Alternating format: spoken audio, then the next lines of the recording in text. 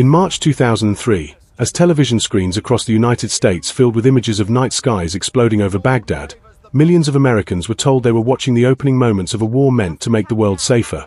Yet few truly understood how decades of fear, ambition, and unresolved conflict had quietly pushed the United States and Iraq toward a collision that would reshape the Middle East for generations. The Iraq War did not begin suddenly with the roar of missiles. It began years earlier in boardrooms, intelligence briefings, and political speeches, where Saddam Hussein's regime had come to symbolize defiance, danger, and unfinished business after the Gulf War of 1991. Saddam, once a US-backed strongman during the Cold War, had ruled Iraq through fear, brutal repression, and an iron grip on power, crushing uprisings and silencing opposition while presenting himself as the unchallenged guardian of Iraqi sovereignty. After Iraq's invasion of Kuwait in 1990 and its crushing defeat by a US-led coalition, Saddam remained in power, but Iraq was placed under heavy international sanctions designed to weaken his regime and force compliance with weapons inspections. These sanctions devastated Iraq's economy and civilian population while failing to remove Saddam, creating a tense stalemate that lasted throughout the 1990s and deepened hostility between Baghdad and Washington. For American policymakers, Iraq became a lingering symbol of unfinished war, a problem deferred rather than solved. Saddam repeatedly clashed with United Nations weapons inspectors, limiting their access, expelling them at times, and fueling suspicions that he was hiding weapons of mass destruction. Intelligence agencies debated the extent of Iraq's capabilities, but after the September 11, 2001 terrorist attacks, uncertainty itself became a weapon. The trauma of 9/11 transformed US foreign policy overnight, replacing containment with preemption and redefining threats not by what enemies had done, but by what they might do. Although no evidence linked Saddam Hussein directly to the attacks, the Bush administration argued that a hostile dictator with potential weapons of mass destruction posed an unacceptable risk in a post-9/11 world. Iraq was presented to the American public as a ticking time bomb, a regime that could supply chemical or biological weapons to terrorists or develop nuclear capabilities if left unchecked. Inside Washington, powerful voices pushed for regime change, believing Saddam's removal would stabilize the region, weaken extremist movements, and demonstrate American resolve. Defense officials and political strategists argued that Iraq could become a democratic model for the Middle East, triggering a chain reaction of reform across authoritarian states. Critics warned that Iraq's deep ethnic and sectarian divisions made such optimism dangerously naive, but their voices were often overshadowed by fear-driven urgency. At the United Nations, the United States demanded full Iraqi cooperation with weapons inspections, while Saddam attempted to appear compliant without surrendering control. This dance of defiance and partial cooperation only strengthened suspicions, as intelligence reports were interpreted through a lens shaped by worst-case scenarios rather than verified facts. When inspectors failed to find conclusive evidence of active weapons programs, the absence of proof was treated not as reassurance, but as confirmation that Iraq was hiding something. As diplomatic efforts stalled, the United States began assembling a military coalition, framing the coming conflict as both a necessity and a moral obligation. President George W. Bush addressed the nation, stating that Saddam Hussein possessed weapons of mass destruction and represented a clear and present danger to global security. The narrative was simple, powerful, and effective. Remove the dictator, eliminate the threat, and liberate the Iraqi people. Many Americans supported the invasion, trusting intelligence assessments and believing that swift military action would prevent future attacks on US soil. Others protested, warning that the war was based on flawed intelligence and would destabilize an already volatile region. Yet momentum toward war proved unstoppable, driven by political conviction, public fear, and the belief that American military superiority could quickly resolve what diplomacy could not. In Iraq, the regime prepared for invasion while projecting confidence to its people. Saddam's inner circle believed that the United States might hesitate, that international opposition or internal divisions would prevent a full-scale assault. Iraqi civilians, already exhausted by years of sanctions and hardship, braced themselves for another devastating conflict they had little power to influence. When the invasion finally began on March 20, 2003, it was launched under the doctrine of shock and awe, a strategy designed to overwhelm Iraqi forces psychologically and physically through rapid, massive strikes. Precision bombs targeted government buildings, communication centers, and military installations, while US and coalition troops advanced swiftly from Kuwait. The opening days of the war unfolded with dramatic speed, reinforcing the belief that Saddam's regime would collapse quickly and that the hardest part of the conflict was already over. Yet beneath the spectacle of military dominance, the foundations of a far more complex and dangerous struggle were already forming.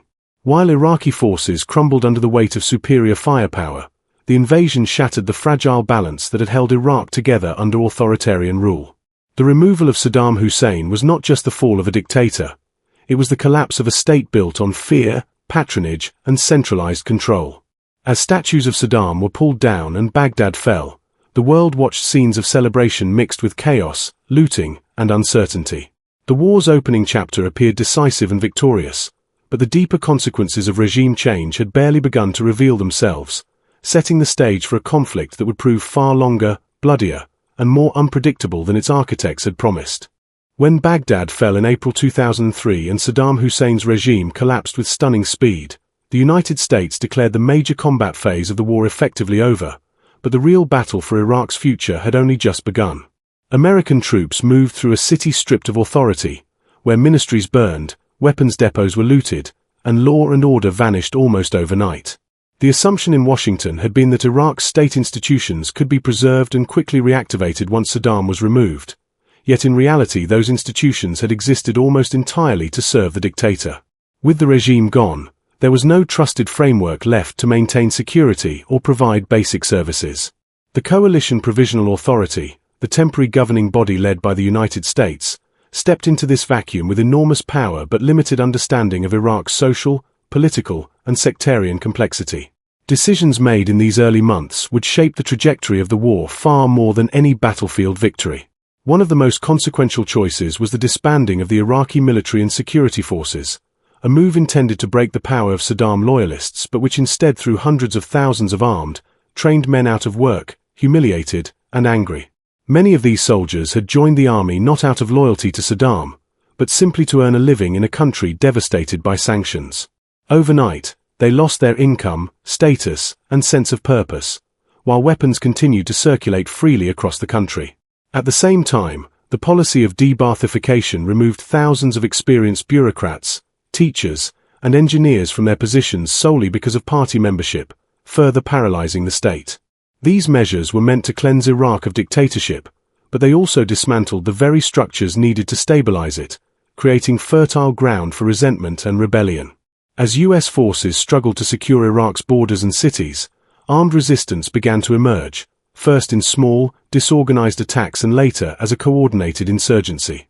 Former regime elements, nationalist fighters, tribal groups, and foreign jihadists all found common cause in opposing the occupation, even if their long-term goals differed. Roadside bombs, ambushes, and sniper attacks became increasingly common, turning routine patrols into deadly risks.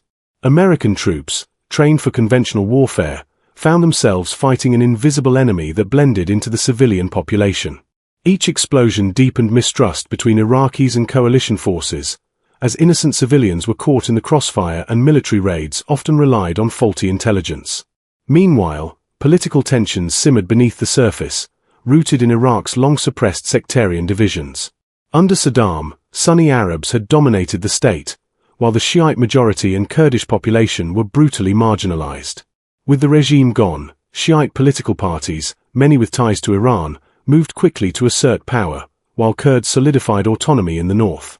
For many Sunnis, the new political order felt like collective punishment, reinforcing the belief that the occupation had stripped them of identity and influence. Insurgent groups exploited these fears, framing their struggle not just as resistance to foreign forces, but as a defense of Sunni honor and survival. The violence gradually took on a sectarian edge, even as American officials insisted that progress toward democracy was underway. Despite mounting attacks, the United States pushed forward with plans to transfer authority to an interim Iraqi government, believing that political legitimacy would undercut the insurgency. Elections were scheduled, a constitution drafted, and Iraqi security forces hastily trained to take over responsibility for the country's defense.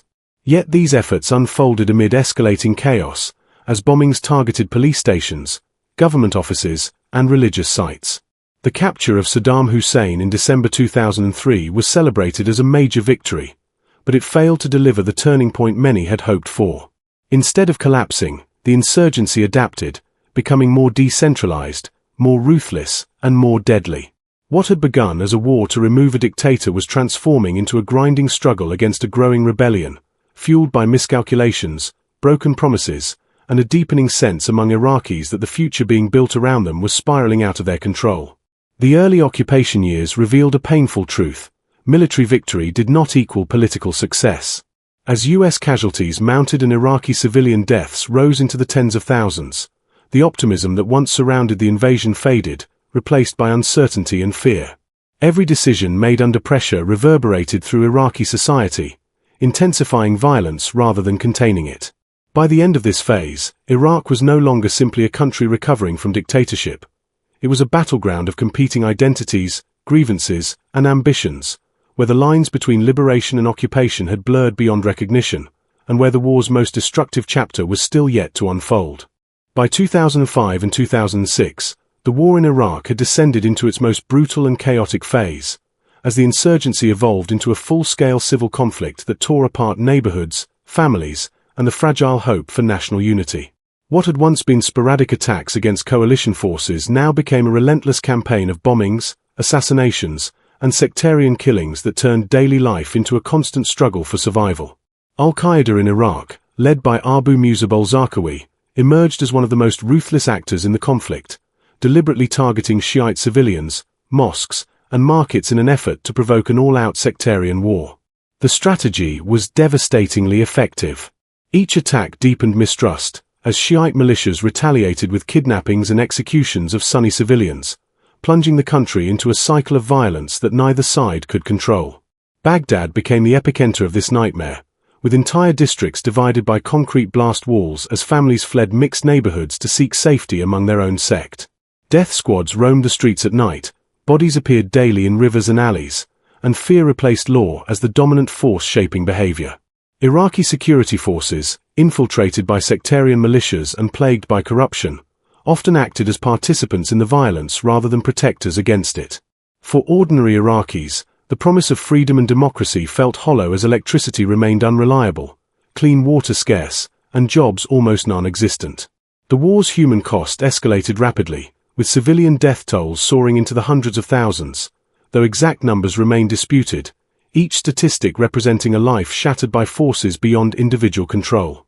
For American forces, the conflict became a test of endurance and adaptability. Improvised explosive devices grew deadlier, suicide bombings more frequent, and the psychological toll on soldiers intensified with each deployment. Patrols through hostile neighborhoods blurred the line between combatant and civilian, increasing the risk of tragic mistakes that further alienated the population. The 2004 battles of Fallujah symbolized the war's grim reality, as fierce urban fighting left much of the city in ruins and displaced tens of thousands of residents. While U.S. troops achieved tactical victories, each cleared area seemed to fall back into instability once forces moved on, reinforcing the sense that the war had no clear path to resolution. As violence spiraled, political progress struggled to keep pace. Iraq held elections and approved a new constitution, milestones hailed internationally as steps toward sovereignty, yet on the ground these developments did little to stem the bloodshed. Sectarian parties dominated the political system, using government ministries to reward loyalists and strengthen militia networks. Prime Minister Nouri al-Maliki's government increasingly relied on Shiite militias for security, further alienating Sunni communities and deepening divisions. The United States found itself trapped between supporting an elected government and confronting the authoritarian tendencies emerging within it, all while trying to suppress an insurgency that fed on these contradictions. By late 2006, the situation was widely viewed as catastrophic, both in Iraq and in the United States. Public support for the war collapsed as images of destruction and reports of mounting casualties dominated the news. More than 3,000 American soldiers had been killed by this point, with tens of thousands wounded, many carrying lifelong physical and psychological scars. Iraqi losses were far greater, though harder to quantify, as entire communities were erased and millions displaced internally or forced to flee the country altogether. The war that was supposed to be swift and decisive had become an open wound, draining resources, credibility, and lives. It was in this atmosphere of desperation that U.S. leaders confronted a stark choice: accept failure or attempt a dramatic shift in strategy to prevent Iraq from descending entirely into chaos, setting the stage for a controversial gamble that would redefine the conflict yet again. In early 2007, facing the real possibility that Iraq could collapse into an uncontrollable failed state, the United States launched what became known as the troop surge, a dramatic shift in strategy that sent more than 20,000 additional American soldiers into the country with a new mission focused not just on killing insurgents, but on protecting civilians and stabilizing communities. Under the command of General David Petraeus, U.S. forces adopted counterinsurgency tactics that emphasized living among the population, building local trust, and targeting insurgent networks with more precise intelligence. At the same time, a crucial but fragile political development emerged as many Sunni tribal leaders, exhausted by al-Qaeda's brutality, turned against extremist groups in what became known as the Sunni Awakening. These tribes began cooperating with U.S. forces, providing intelligence and manpower to push al-Qaeda out of key areas. Violence levels dropped significantly, offering a glimpse of what a more stable Iraq might look like, and for the first time in years, markets reopened, streets felt marginally safer, and daily life showed signs of recovery. Yet this improvement came at a high cost and rested on unstable foundations. The surge intensified combat operations, leading to fierce battles that killed thousands of insurgents but also resulted in civilian casualties that continued to fuel resentment. American casualties also rose during this period, as increased troop presence meant greater exposure to danger. By the end of the war, more than 4,400 U.S. service members would be killed, and over 32,000 wounded, many returning home with traumatic brain injuries or post-traumatic stress that would affect them for the rest of their lives. Iraqi losses were far more staggering. Conservative estimates place civilian deaths between 150,000 and 200,000, while some studies suggested numbers far higher, reflecting the immense human toll inflicted by years of sustained violence, displacement, and infrastructure collapse. Politically, the surge bought time, but it did not resolve Iraq's underlying fractures. Prime Minister Maliki's government consolidated power but failed to meaningfully reconcile with Sunni communities or integrate awakening fighters into the national security forces as promised. As U.S. troops began drawing down following the 2008 Status of Forces Agreement, which set a timetable for American withdrawal, sectarian tensions that had been temporarily suppressed began to re-emerge. Militias were weakened but not dismantled, corruption remained widespread, and state institutions struggled to function independently. The Iraqi army, rebuilt with American training and resources, showed improvement but remained vulnerable to political interference and lacked cohesive national loyalty. By 2011, as the last U.S. combat troops left Iraq, the war was officially declared over for America, but Iraq itself was far from at peace. The departure of U.S. forces removed a stabilizing presence that had been holding rival factions in check, and Prime Minister Maliki moved aggressively to sideline Sunni political opponents, using security forces to arrest rivals and consolidate control. These actions reignited Sunni grievances and reopened wounds that had never truly healed. Many former insurgents, marginalized and mistrustful of the government, once again turned to armed resistance, while extremist networks quietly regrouped in the shadows. The vacuum left by the U.S. withdrawal exposed how dependent Iraq's fragile stability had been on external support rather than internal unity. Economically and socially, the damage of the war lingered everywhere. Entire cities bore the scars of urban combat, with shattered buildings, unexploded ordnance, and broken infrastructure shaping the landscape. Millions of Iraqis remained displaced, either unable or unwilling to return to neighborhoods that had been torn apart by sectarian violence. Basic services improved slowly but unevenly, and unemployment continued to feed frustration among young men who had grown up knowing nothing but war.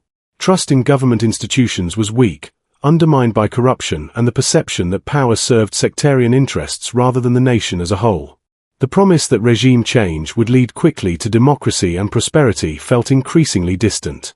The Iraq War's later years revealed a sobering reality.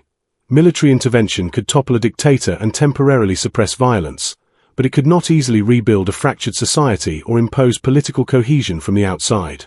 The surge prevented immediate collapse and reduced bloodshed, but it did not eliminate the conditions that had given rise to insurgency in the first place.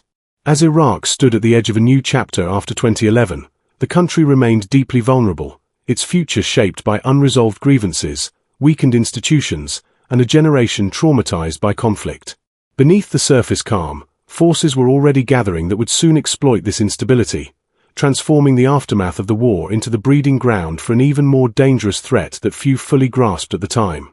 In the years following the US withdrawal, Iraq entered a fragile and deceptive calm, one that masked the dangerous consequences of unresolved political failures and social fragmentation left behind by the war. As Prime Minister Nouri al-Maliki tightened his grip on power, Sunni communities increasingly felt excluded from political life, targeted by security forces, and ignored by a government they no longer trusted. Peaceful protests in Sunni-majority areas were met with arrests and force, reinforcing the belief that the post-war political order had simply replaced one form of oppression with another. Into this widening gap stepped the remnants of al-Qaeda in Iraq, rebranded and re-energized by chaos next door in Syria's civil war.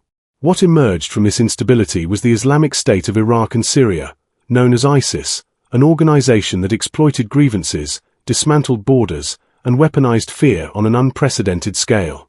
By 2014, the Iraqi state, weakened by corruption and poor leadership, collapsed with shocking speed in the face of ISIS advances. Entire Iraqi army divisions abandoned their posts, leaving behind US-supplied weapons that fell directly into extremist hands. Mosul, Iraq's second-largest city, fell almost without a fight, exposing how hollow years of military rebuilding had been. ISIS declared a caliphate, broadcasting brutal executions and mass killings that shocked the world and sent a clear message that the war's consequences were far from over. For many Iraqis, this moment felt like the ultimate betrayal of the promises made in 2003, that removing Saddam Hussein would bring stability, security, and a better future. Instead, the power vacuum created by regime change, mismanagement, and premature withdrawal had given rise to an even more violent and extreme force. The human cost of the Iraq War, when viewed in full, extended far beyond the official end date in 2011. Millions of Iraqis were displaced over the years, families scattered across borders, and entire generations grew up amid violence and loss. Cities like Fallujah, Ramadi, and Mosul would again be reduced to rubble as Iraq, with international support, fought to defeat ISIS in yet another devastating conflict. For the United States, the war reshaped military doctrine, foreign policy, and public trust in government decision-making. The financial cost exceeded $2 trillion when long-term care for veterans was included, while the psychological toll on soldiers and civilians alike remained immeasurable. The war left behind not a clear victory or defeat, but a legacy of hard lessons about power, unintended consequences, and the limits of military force. Looking back, the Iraq War stands as a defining moment in modern history, one that revealed how quickly certainty can dissolve into chaos when complex societies are reshaped by external force. Intelligence failures, political overconfidence, and poor planning converged to turn a short-term military success into a long-term strategic disaster. The removal of Saddam Hussein ended a brutal dictatorship, but it also dismantled a state without a viable plan to replace it, unleashing forces that could not easily be contained. The war demonstrated that winning battles does not guarantee winning peace, and that the true cost of war often unfolds long after the fighting appears to end. As Iraq continues to struggle towards stability, the echoes of the 2003 invasion remain deeply embedded in its politics, economy, and collective memory. The Iraq War was not just a conflict between armies, but a chain reaction of decisions that reshaped lives, borders, and global security. It serves as a stark reminder that wars fought with clear intentions can produce outcomes far beyond what leaders anticipate, and that the responsibility for rebuilding does not end when troops come home. If you feel that our videos are providing you with accurate information and real insight into the true history of wars like this one, support our work by liking this video, subscribing to the channel, and pressing the bell notification button so you never miss our latest war history series, where we continue to uncover the stories behind the conflicts that changed the world.